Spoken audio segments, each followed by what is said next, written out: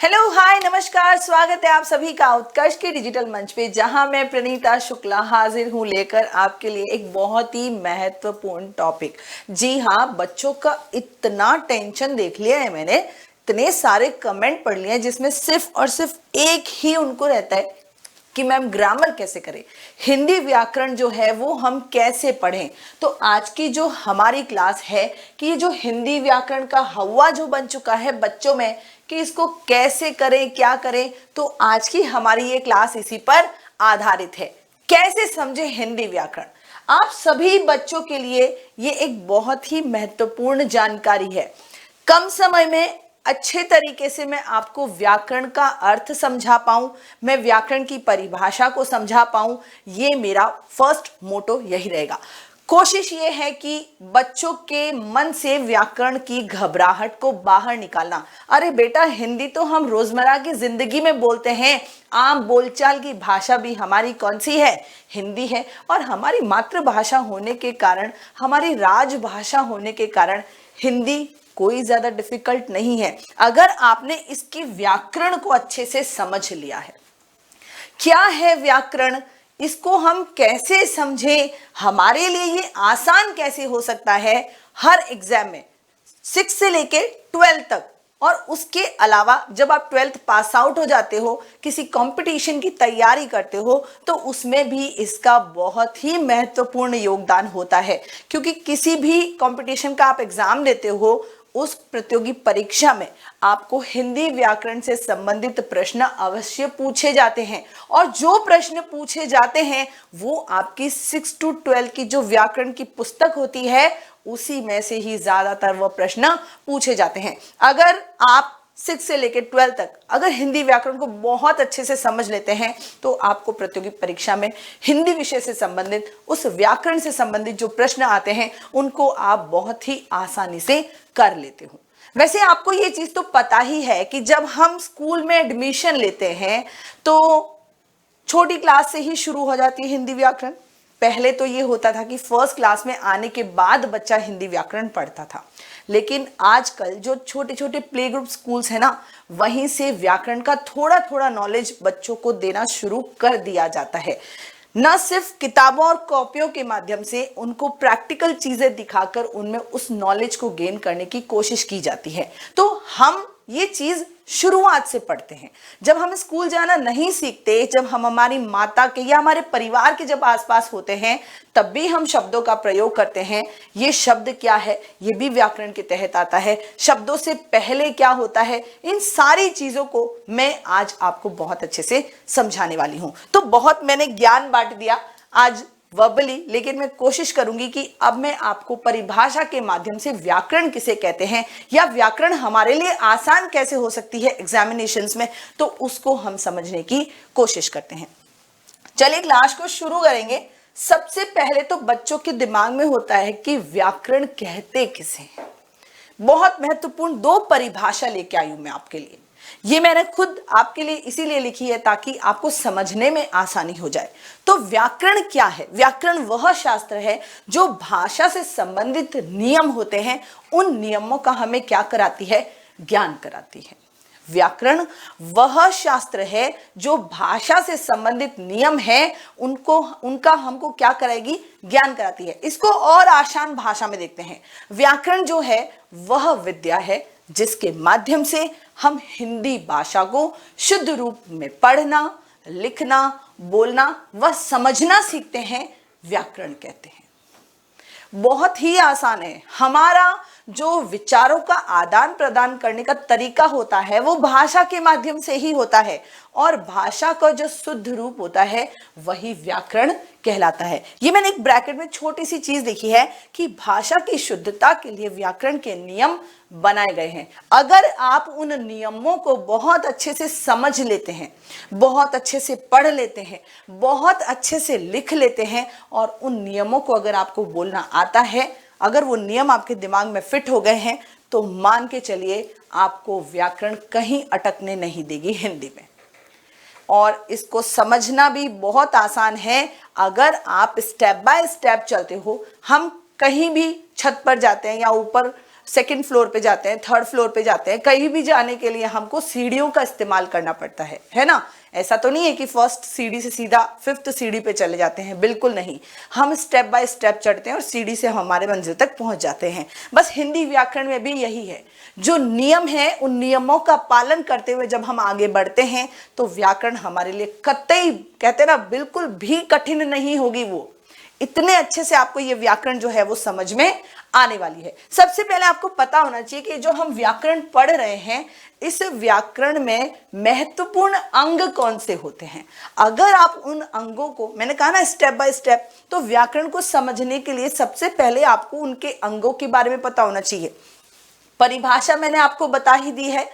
इसके जो महत्वपूर्ण अंग होते हैं वो कौन कौन से होते हैं? वर्ण हो गया, शब्द हो गया, पद हो गया और उसके बाद वाक्य। ज्यादातर छोटी क्लासेस में बच्चों को व्याकरण के 3 ही अंग समझाए जाते हैं। कहा जाता है वर्णों से शब्द बनते हैं और शब्दों से सार्थक वाक्य बनते हैं। ऐसा ही समझाया जाता है ना। चलिए आगे देखते हैं हम।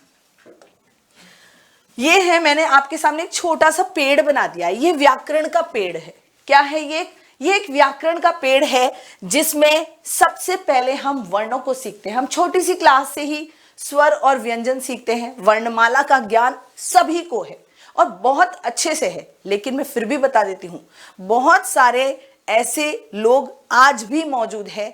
आप चलते फिरते किसी को भी पूछ लेना कि मुझे आप वर्णमाला सुना दीजिए, स्वर सुना दीजिए, व्यंजन सुना दीजिए।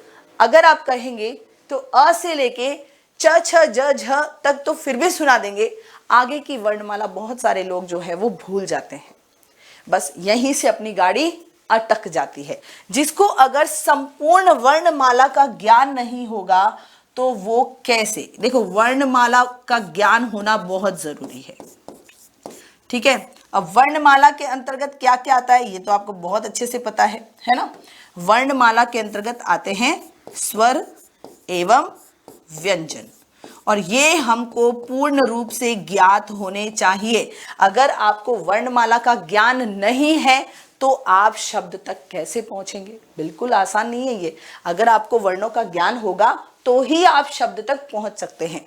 और ये वर्ण क्या है? जो मैं बोल रही हूं, मेरे मुंह से जो ध्वनि निकल रही है, यही वर्ण है। जो अ आ ई उ ऊ हम जो पढ़ते हैं, ये जो हमारे मुख से ध्वनि निकलती है, यही वर्ण है। भाषा की सबसे छोटी इकाई भी कौन सी होती है? वर्ण होती है। शुरुआत वर्ण से ही होती है। हिंदी व्याकरण में अगर आपको कुछ सीखना है तो सबसे पहले वर्णों का ज्ञान होना बहुत जरूरी है। जैसे ही आप वर्णों का ज्ञान सीख जाते हैं, वर्णों की ज्ञान के बाद जब आप मात्राओं को सीखते हैं तो आप सार्थक शब्दों का उपयोग कर सकते हैं। आप सार्थक शब्द बना सकते हैं। वर्णों को मिलाकर ही शब्द बनते हैं। जब हम छोटी क्लास में होते हैं तो शब्दों का निर्माण हमको इस तरीके से सिखाया जाता है। हम कमल, फिर हम आ की मात्रा से सीखते हैं कमला, तो ये सार्थक शब्द है जिसका कोई ना कोई अर्थ निकलना चाहिए। तो वो किसके अंतर्गत आएगा? व्याकरण के अंग के तहत। तो पहले हमने वर्णमाला सीखी, वर्णमाला से हमने शब्दों को बनाना सीखा। अब आप कुछ बच्चे सोच रहे होंगे, कुछ लोग, कुछ ऐसे मेरे मित्र ये सोच रहे होंगे कि मैम पद कहाँ से आ गया इसमें? बिल्कुल आया है। ये हमने वर्णमाला सीखी, वर्णमाला के बाद हमने शब्दों को, सार्थक शब्दों को, वर्णों को जोड़कर हमने शब्द बना लिए। अब इन शब्दों से हम क्या करते हैं? माना मैंने एक छोटा सा वाक्य बनाया,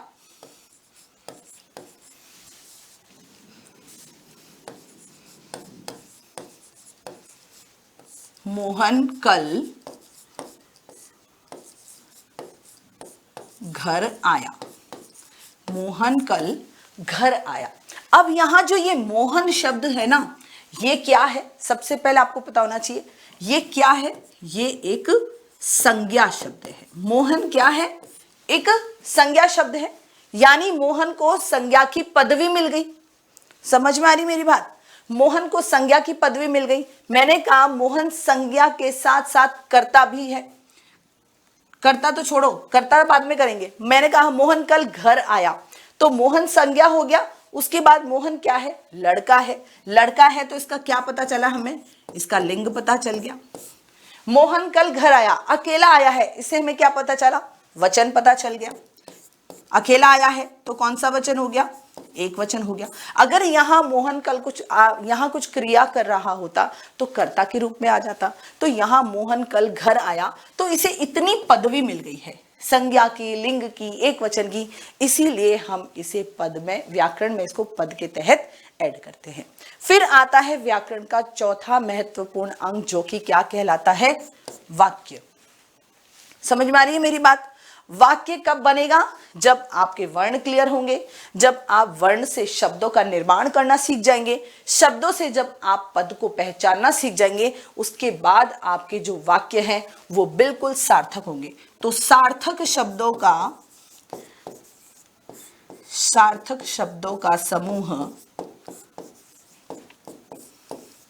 क्या कहलाता है? वाक्य कहलाता है। वाक्य कहलाता है। आई बात समझ में? अगर आपको वर्णों का ज्ञान हो गया, वर्णों से आपने शब्दों का निर्माण करना सीख लिया, वो भी कैसे शब्द? सार्थक शब्द। मैंने यहां कमल लिखा, लमक लिख दी तो इसका कोई अर्थ नहीं निकलता। यानी जो आप शब्द बना रहे हो, जो लिख रहे हो, उसका कोई ना कोई अर्थ निकलना चाहिए, और वो किसके माध्यम से होगा? व्याकरण के माध्यम से। क्योंकि भाषा में कुछ नियम बनाए गए हैं, उन नियमों का पालन करके ही आप शुद्ध रूप लेकर आ सकते हो। फिर पद का निर्माण कैसे हुआ और फिर कैसे वाक्य निर्माण हुआ, ये मैंने आपको एक पेड़ के माध्यम से, व्याकरण का एक पेड़ जिसे हम कह सकते हैं, उसके माध्यम से समझाने की कोशिश की है। अब ये व्याकरण के कुछ महत्वपूर्ण बिंदु है, यानी ये व्याकरण तो कैसे आपको करना है, इसके लिए आपको ये व्याकरण को बहुत डिटेल में पढ़ना पड़ेगा, तभी आप कर सकते हो। अगर आप स्टार्टिंग से पढ़ते हो तो आपको हर एक चीज अपने आप क्लियर होती जाएगी। आप अगर ये सोचते हो कि मैं बीच में से कोई टॉपिक उठाकर पढ़ूं, तो वो बिल्कुल सही नहीं होगा, ऐसा मेरा मानना है। अगर आप कोई भी चीज स्टेप बाय स्टेप पढ़ते हो तो शायद वो आपके लिए और भी आसान हो जाता है। अब क्या है कि व्याकरण में बहुत सारे प्रकरण होते हैं, बहुत सारे टॉपिक्स होते हैं, है ना? संज्ञा, सर्वनाम, विशेषण, काल, क्रिया, फिर उसके बाद शब्द रूप आ जाते हैं बहुत सारे, तत्सम शब्द, तद्भव शब्द, युग्म शब्द हो गए, पर्यायवाची शब्द हो गए, विलोम शब्द हो गए, बहुत सारे ऐसी कहते हैं मुहावरे, विराम चिन्ह, बहुत सारे प्रकरण हैं हिंदी व्याकरण के तहत। अब इन प्रकरण में से ही आपके एग्जाम में ज्यादातर प्रश्न पूछे जाते हैं। यही प्रश्न मेन है बच्चों का कि मैम व्याकरण समझ में नहीं आती। तरीका तो मैंने आपको बता दिया कि इस तरीके से समझ सकते हैं, लेकिन इसे और आसान कैसे कर सकते हैं, ये तो आपको करना ही है। इसको नहीं करोगे जब तक कुछ नहीं आएगा। लेकिन ये मान लो आपने एक बार समझ लिया, उसके बाद जो प्रकरण हमारे हिंदी व्याकरण में ऐड होते हैं, आप उनको कैसे करेंगे? जो हिंदी व्याकरण के कुछ प्रकरण हैं जो संज्ञा से शुरू होते हैं, संज्ञा, सर्वनाम, विशेषण, काल, अव्यय, है ना, ये सारे, इनको आप कैसे करोगे? तो आपको उसके लिए कुछ महत्वपूर्ण बिंदु मैं आप लोगों के लिए लेकर आई हूं, और वो महत्वपूर्ण बिंदु क्या है उसको हम देख लेते हैं। व्याकरण को समझने के महत्वपूर्ण बिंदु, अगर आप ये इसको बहुत अच्छे से कर लेते हो ना, तो आप एग्जाम में हर एक प्रश्न का आंसर दे पाओगे।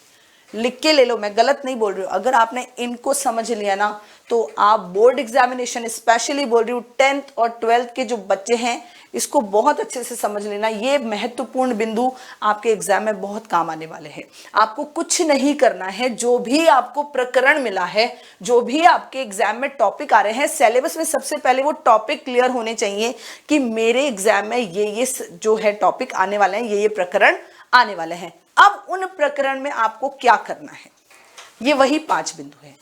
मान लो आपके एग्जाम में संज्ञा आ रहा है, सर्वनाम आ रहा है, विशेषण आ रहा है, समास आ रहा है, कारक आ रहा है, संधि आ रही है, जो भी टॉपिक आ रहे हैं, मेरी बात को बहुत अच्छे से समझना बेटा, ये जो भी टॉपिक्स आपके आ रहे हैं, सबसे पहले उस पर्टिकुलर टॉपिक का आपको शाब्दिक अर्थ आना बहुत जरूरी है। संज्ञा का शाब्दिक अर्थ क्या होता है, सर्वनाम का शाब्दिक अर्थ क्या होता है, विशेषण का शाब्दिक अर्थ क्या होता है, समास का शाब्दिक अर्थ क्या होता है, या संधि का शाब्दिक अर्थ क्या होता है। हर एक प्रकरण की बात कर रही हूं। ये तो मैं आपको कुछ टॉपिक्स जो वर्बली मुझे याद है वो मैं बता रही हूँ, वैसे तो अथाह है व्याकरण, है ना, मैं ये सभी के लिए बात कर रही हूं। तो आपको सबसे पहले उसका शाब्दिक अर्थ ज्ञात होना बहुत जरूरी है। पहला काम आपको यही करना है उन टॉपिक्स को लेके। उसके बाद नंबर 2 पे आता है जो भी प्रकरण है उस प्रकरण की परिभाषा, संज्ञा की परिभाषा, सर्वनाम की परिभाषा, विशेषण की परिभाषा, कारक की, समास की, यानी जितने भी टॉपिक आपके सिलेबस में हैं उन सब की परिभाषा आपको आनी बहुत जरूरी है, मोस्ट इंपॉर्टेंट है। ज्यादातर एग्जाम में परिभाषा पूछी जाती है, बोर्ड एग्जामिनेशन में स्पेशली परिभाषा पूछी जाती है, चाहे 1 नंबर की क्यों ना हो। अरे बेटा, बूंद बूंद से सागर भर जाता है, तो एक एक नंबर करके हम 90 अबव मार्क्स ला सकते हैं। ये जो थ्योरी है ना बच्चों के दिमाग में, हिंदी में पूरे में से पूरे नहीं आते, अरे तुम कोशिश करके तो देखो, क्या पता तुम्हारे पूरे में से पूरे नंबर आ जाए। तो कोशिश तो करना बनता ही है। तो उसके लिए हमको क्या करना है, छोटे छोटे से शुरुआत करके और ऊपर तक जाना है। तो परिभाषा आपको बहुत अच्छे से याद होनी जरूरी है। नंबर 3 पे क्या आता है, देखो हमने उस टॉपिक का शाब्दिक अर्थ ज्ञात कर लिया, उसके बाद हमने उसकी परिभाषा को भी देख लिया, शाब्दिक अर्थ समझ में आ गया, आपको उसकी परिभाषा समझ में आ गई। नंबर 3 पे आता है उसके भेद या फिर उसके प्रकार। आप उसको भेद कह लो, कहने वाले कुछ प्रकार बोलते हैं, कुछ भेद बोलते हैं, अर्थ दोनों का एक ही है।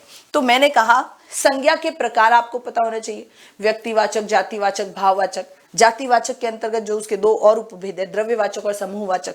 समझ में आ रही है मेरी बात? आपको उसके भेद और प्रकार मुख्य जबानी याद होने चाहिए, कितने हैं और कौन कौन से हैं, ये आपको याद होने बहुत जरूरी है।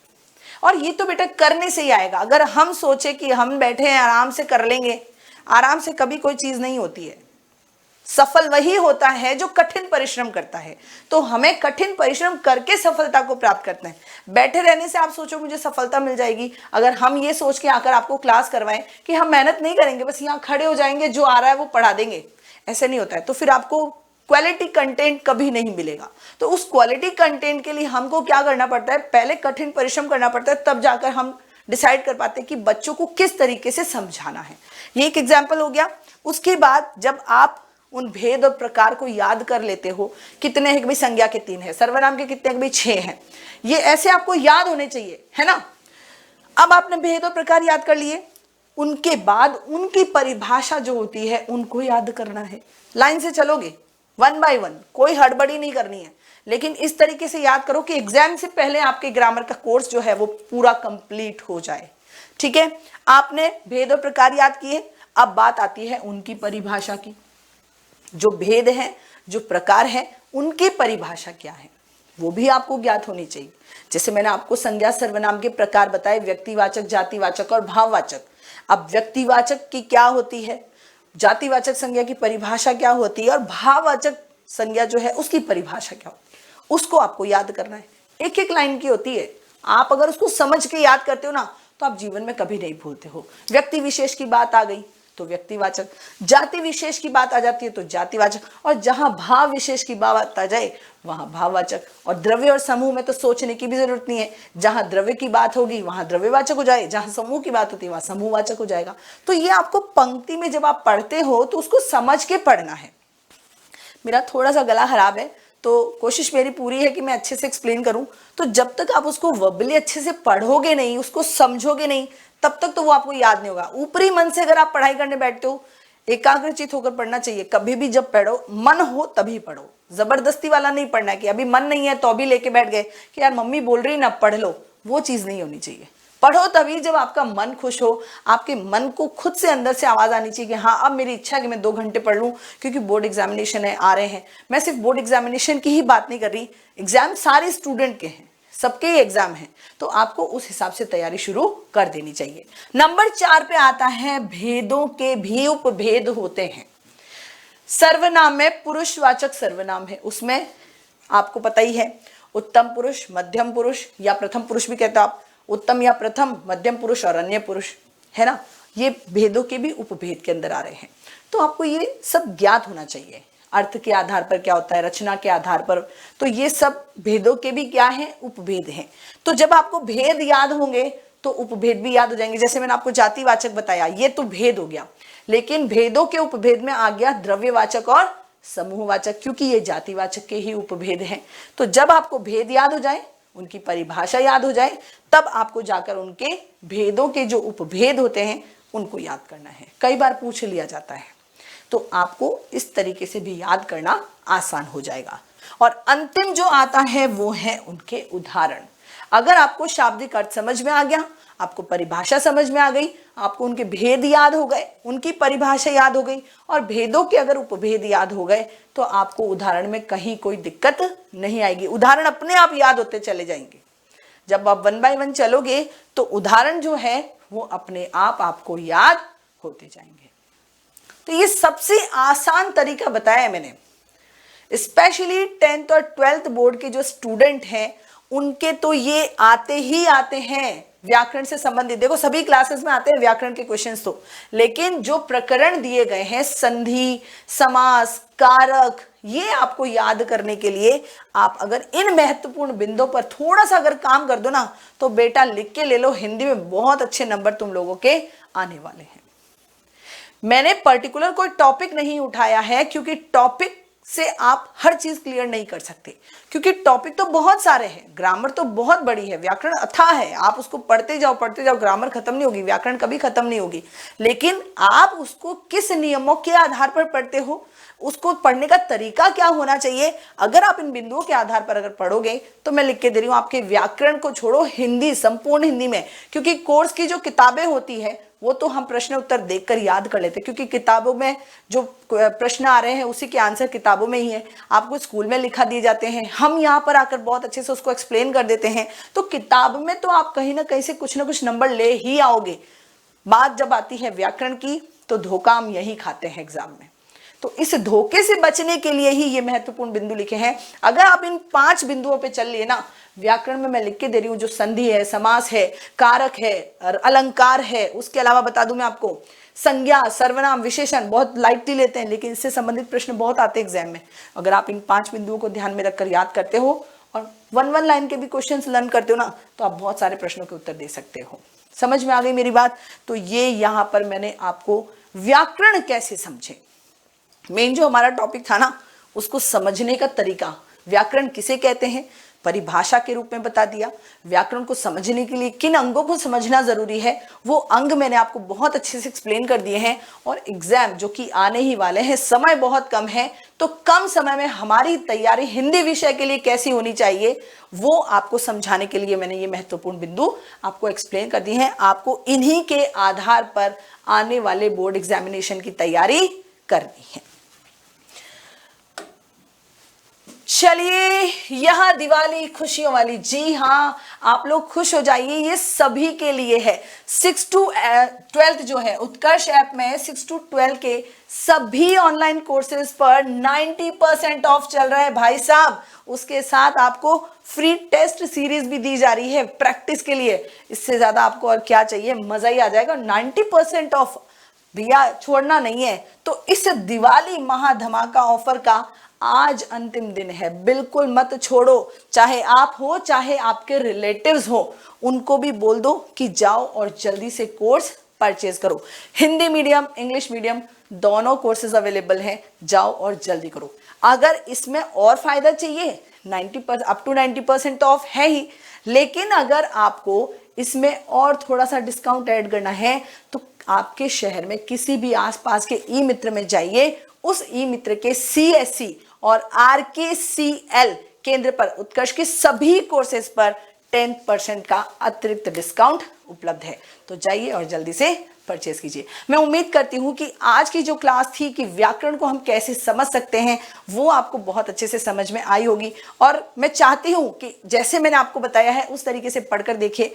मेरे विश्वास कीजिए कि आपके अगर हिंदी में अच्छे नंबर ना आए, तो आप खुद मुझे कहोगे कि नहीं मैम, आपने बहुत अच्छे से करवाया था। चलिए फिर से मिलते हैं अगली क्लास में, तब तक आप सभी का बहुत बहुत शुक्रिया। Bye bye, see you again.